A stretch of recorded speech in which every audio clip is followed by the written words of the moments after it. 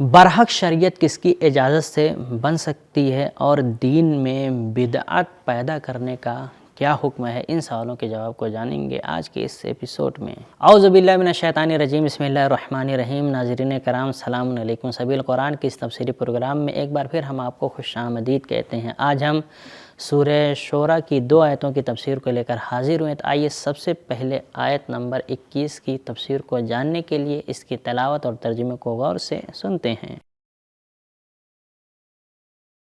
كتاب أنزلناه إليك مبارك ليدبروا آياته وليتذكر أولو الألباب بسم الله الرحمن الرحيم أم لهم شركاء شرعوا لهم من الدين ما لم يأذن به الله ولولا كلمة الفصل لقضي بينهم وَإِنَّ الظَّالِمِينَ لَهُمْ عَذَابٌ أَلِيمٌ۔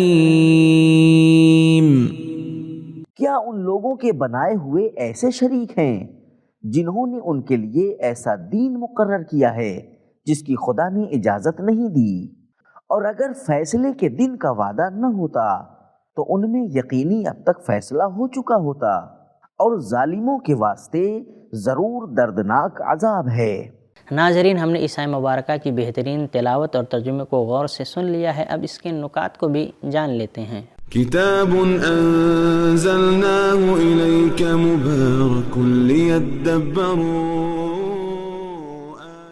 نکات۔ امام علی علیہ السلام اپنے بیٹے سے فرماتے ہیں، لَوْ كَانَ لِرَبِّكَ شَرِيكٌ لَأَتَتْكَ رُسُلُهُ، نہج البلاغہ نامہ نمبر 31۔ اگر اللہ کا کوئی شریک ہوتا تو اس کے پاس سے بھی تمہارے پاس رسول آتے۔ یہ آیت بھی وہی بات کہہ رہی ہے کہ جن لوگوں کو تم نے اللہ کا شریک بنایا ہے، کیا انہوں نے تمہارے پاس کوئی دین بھیجا ہے؟ امام زین العابدین علیہ السلام فرماتے ہیں، اللہ کی مہلتوں کے بارے میں، کانا جزائی من کا فی اول ما عصیتک النار، صحیفہ سجادیہ دعا نمبر 16۔ پروردگارا، میرے پہلے ہی گناہ کی سزا جہنم تھی، لیکن تو نے مجھے مہلت دی ہے۔ ناظرین، ہم نے نکات کو جان لیا ہے، اب اس کے پیغام کو بھی سن لیتے ہیں۔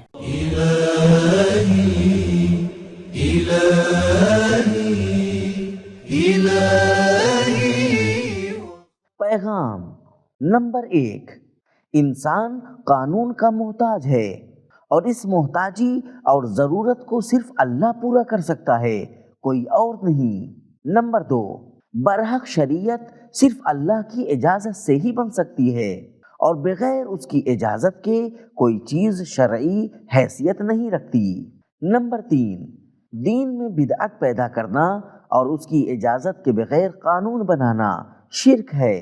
نمبر 4، اللہ کی اٹل سنت یہ ہے کہ ہر ایک کو اپنا جوہر دکھانے کی مہلت دی جائے۔ نمبر 5، گمراہوں کو مہلت دینا اللہ کا ایک لطف ہوتا ہے تاکہ وہ لوگ شاید توبہ کر لیں اور ایمان لے آئیں، اور اگر یہ لطف نہ ہوتا تو پہلے ہی گناہ پر انسان کو نابود کر دیا جاتا۔ نمبر 6، شرک ظلم ہے اور مشرک ظالم۔ یہ تھی آیت نمبر 21 کی تفسیر۔ اب آیت نمبر 22 یعنی آج کے ایپیسوڈ کی آخری آیت کی تفسیر کو جاننے کے لیے سب سے پہلے اس کی تلاوت اور ترجمے کو غور سے سنتے ہیں۔ تَرَى الظَّالِمِينَ مُشْفِقِينَ مِمَّا كَسَبُوا وَهُوَ وَاقِعٌ بِهِمْ وَالَّذِينَ آمَنُوا وَعَمِلُوا الصَّالِحَاتِ فِي رَوْضَاتِ الْجَنَّاتِ لَهُم مَّا يَشَاءُونَ عِندَ رَبِّهِمْ ذَلِكَ هُوَ الْفَضْلُ الْكَبِيرُ۔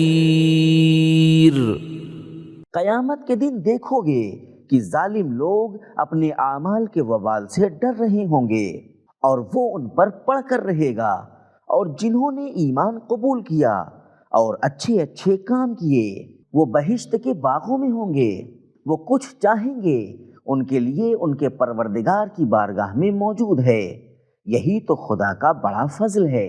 ناظرین، پروردگار عالم نے اس آیت مبارکہ میں اپنے بندوں کے لیے ایک خاص نقطہ رکھا ہوا ہے، یہ اس خاص نقطے کو جان لیتے ہیں۔ كتاب أنزلناه إليك مبارك ليدبروا نقطہ، روضہ اس جگہ کو کہا جاتا ہے جہاں پانی اور بہت سے درخت ہوں۔ ناظرین، ہم نے نقطے کو غور سے سن لیا ہے، اب اس آیت مبارکہ کے بہترین پیغام کو بھی جان لیتے ہیں۔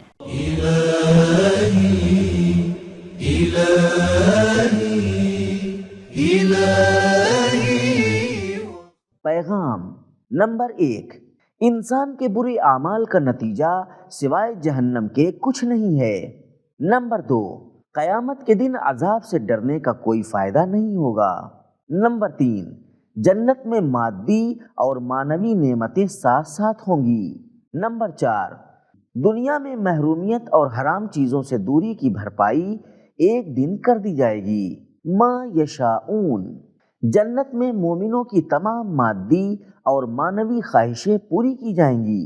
نمبر 5، جنتی لوگ صاحب ایمان ہیں اور نیک اعمال بھی انجام دیے ہیں، لیکن جو نعمتیں انہیں ملیں گی وہ اللہ کے فضل و کرم کی وجہ سے ملیں گی، نہ کہ ان کے اعمال کے بدلے میں۔ نمبر 6، عظیم خدا سے عظیم فضل کے سوا کسی اور چیز کی توقع نہیں ہے۔